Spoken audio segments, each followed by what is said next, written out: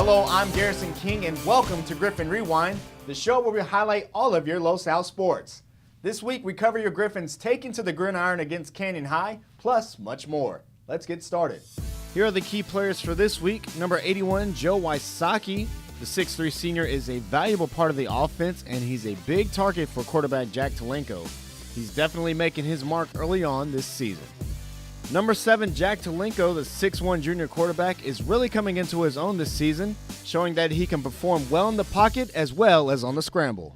Number 1, Skylar Whitehead, the 6'2 junior, has already had some big games for Los Al. He continues to make great contributions not only as a running back, but also as a defensive back. The Griffins were triumphant against the Comanches last year, but could only get one score on the board. This week, Los Al looks to play a complete game from start to finish. However, the Griffins' defensive backs will have their hands full to stop the aerial attack of Canyon High. The Griffins having their first real home opener, playing at Vet Stadium. Both teams getting excited and the crowds are into it as well. We'll get right into the action. Denzel Brantley not playing. Coach says he has ankle injury, so he'll be back next week. Skylar Whitehead getting the call to fill in those shoes, and he gets things started off really well. Back-to-back first downs for the Griffins. He's eventually brought it out of bounds, pushing the chains for Los Al. Then Jack Talenko looking downfield in a little bit of a trouble. He scrambles out to his left and just decides to keep it. Talenko runs out of bounds, keeping their opening drive alive. After a Whitehead run, Talenko finds Jacob Gasser in the end zone, and it's a touchdown for the Griffins. First points on the board. Gasser running across the middle. He goes into the end zone unscathed. 7-0 after the extra point attempt. Los Al leading, starting off strong. The defense as well, holding Canyon to a 3-and-out. Matt Locker, a tank. Harmon just can't get away from him, and he is eventually brought down, forcing the punt. Matt Locker having a spectacular senior season. After a short punt, the Griffins take advantage. Wysocki gets the pass and is eventually pushed out of bounds. Wysocki will have his number called a lot in this ball game. Then Charbonnet, backup running back, he gets the ball, picks up the first, and bulldozes his way over the defender, and that keeps the chains moving for the Griffins. But they're not able to do anything on first, second, or third. They try to go for it on the fourth. Talenko looks for Gasser, and he's unable to handle it. Turnover on downs. 7:35 to remain in the first quarter. Harmon for Canyon rolls out to his right, finds Noah White wide open. He gets the ball and the first down and is brought down. But take another look. A penalty on the play as Timothy Tyler leads with his helmet on the tackle, and that'll give the Comanches more yardage on the play. Ball on the 48. Harmon drops back, can't find anything, and is eventually brought down as Jake Stouffer gets away from the block and is able to bring him down, forcing Canyon to make the punt. The Griffins really utilizing their rushing attack in their big offensive line, as Charbonnet gets another first down run, clearing the way for the Griffins' superb rushing attack. Then Whitehead's number's called, and he gets it to the 20-yard line just inside. A few plays later, on 3rd down and 4, Whitehead again gets the carry, trying to get the first down, and he's brought down eventually by 5 defenders. They need the chain game to look at it. They get the first down by inches, but that would be enough for Jack Talenko. 1 second on the clock. He rolls out to his right. Joe Wysocki wide open. Low pass, but Wysocki is able to get down and pull it in for the touchdown. After the extra point, it's 14-0 at the end of the first. Some questionable calls going against the Griffins. A 3rd and 5 opportunity for Canyon. A short gain, but the personal foul would give Canyon the first. But the defense would answer. Later in the drive on 3rd down, Harmon tries to fake the handoff, but by that time, Will Armstrong and Blake Johnson are there to stop the drive and force another punt. The Griffins taken at the 11-yard line. No problem for Charbonnet. He runs and gets all the way down, enough for the first, getting them out of danger territory. Then Talenko fakes the handoff, tries to air it downfield to Gasser, but it is broken up. A great play there by the secondaries at Canyon High. Later in the drive, Talenko tries again to go downfield, this time to Matt Nelson. He makes the big gain and some yards after the contact. Los Al play from the 44. Then Skylar Whitehead making some runs, picks up the first on a 3rd down conversion, and eventually gets him down to the 4-yard line. then you know what happens there. The crowd knows what's coming. Chanting the big tank's name, Matt Locker gets the ball and just bulldozes his way into the end zone. Touchdown, Los Alamitos. 20-0 after the missed field goal. Canyon High in need of something to get the offense going. They get just that from Harmon as he finds Daniel Casas downfield and is able to fingertip the catch for a big gain for the Comanches. Comanches keep their drive alive by penalties, and on the 18, Harmon rolls out to his right, but it's Johnson hot on his trail. He strips the ball, and it is Armstrong that scoops the ball up, runs downfield. No one is close, no one's nearby. He scoops it, he scores it, 26-0. Griffin's leading in the first half. After some great defense, Talenko finds Connor Iris downfield, taking on 3 defenders. He had a big game last week, and he gets the first and puts Los Al on the 42. No huddle for the Griffins. Talenko gets it to Nelson wide open. He runs out of bounds. Really efficient clock management as the Griffins cap off their drive with this pass to Wysocki, showing that he can be his own human highlight reel. He makes the diving catch. Take another look. In the industry, we call that a layout, parallel to the ground, a phenomenal catch. Let's hear what he has to say about it. I was freaking out. I lost the ball. I didn't know where it went, and then, I just went instincts, got to go for it. After 2 missed field goal attempts, the Griffins decide to bring in another kicker, Shane Furman, but just shanks it left, and that'll do it for the half. The Griffins wanted to come out strong, and they did, 32-0 to end the first half, and the fans really excited at Vet Stadium. You see the student section get into the action, having more coordination than a flash mob. They're getting pumped up for the second half at their first true home opener. Canyon trying to get something going for their offense. Harmon hucks it downfield on 3rd down, and he's just off target to Garrett McDowell. The fans had their own opinion on that play. The defense forces the punt, and Dickie Brown would be back to receive. Brown would have fumbled the catch a little bit, but he has enough time to pick the ball up and run. And run he did. Following some great blocks, he hits the sideline and jets his way all the way into the end zone. With that touchdown, all 3 phases of the Griffins team has scored a touchdown. Offense, defense, and now special teams. 39-0 after the extra point attempt, and the Griffins are primed for the shutout. The kickoff leads to a touchback, but the Griffins defense is firing on all cylinders.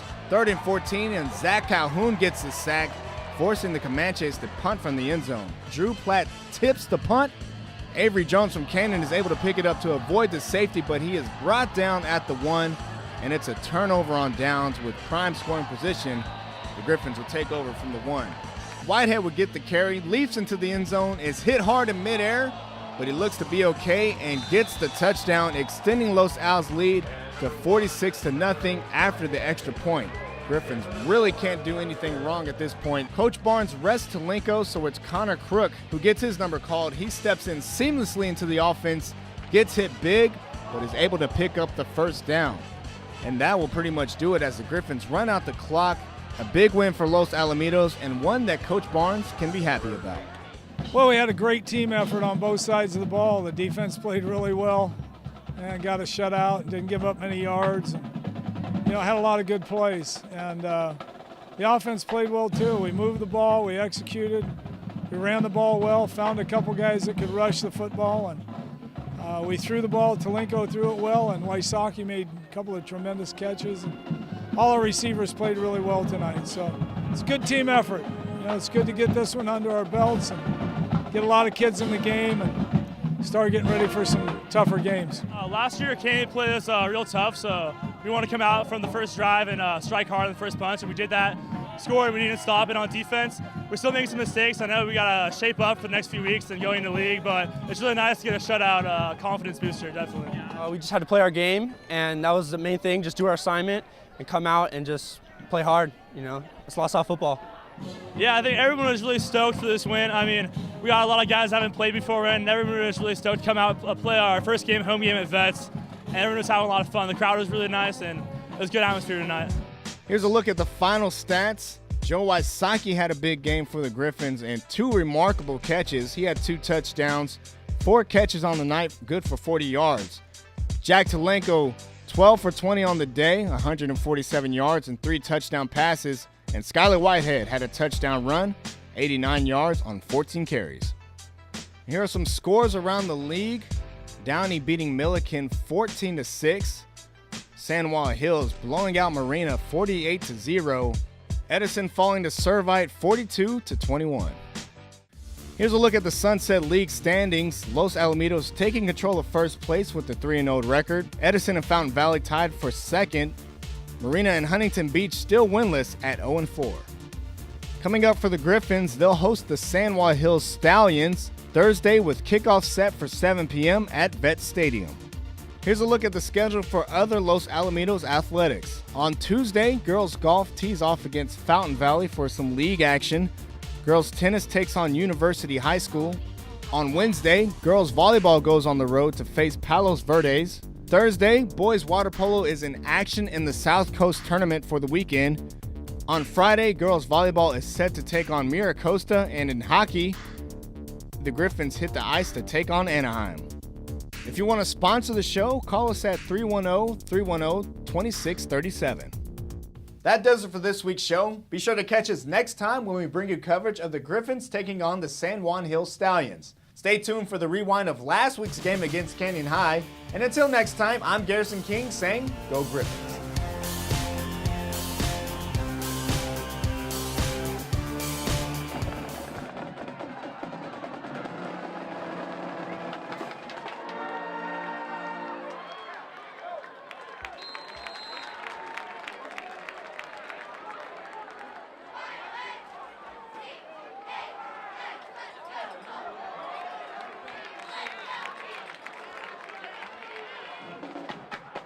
Graded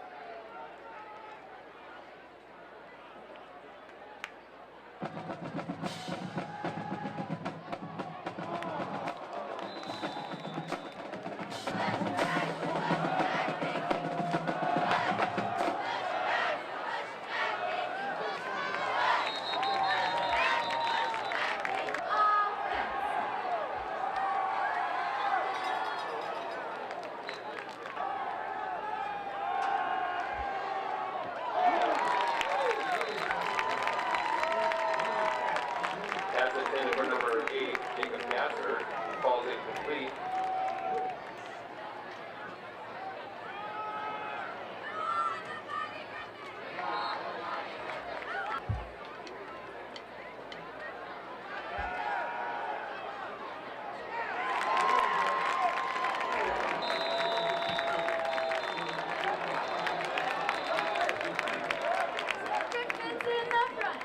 Pass complete to number 3, Chase Cunningham.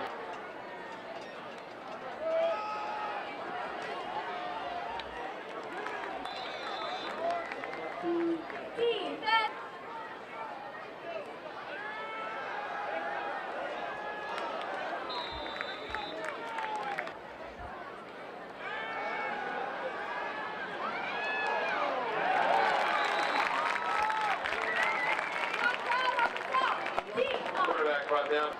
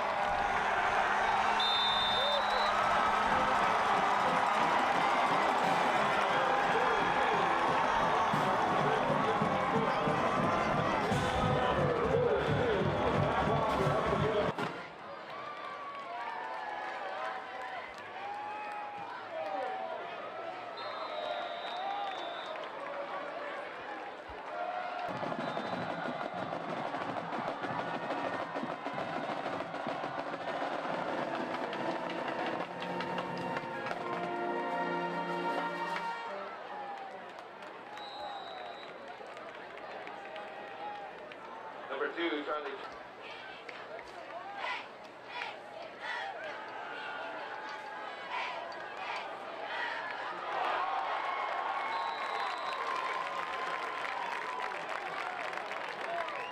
Now it's complete.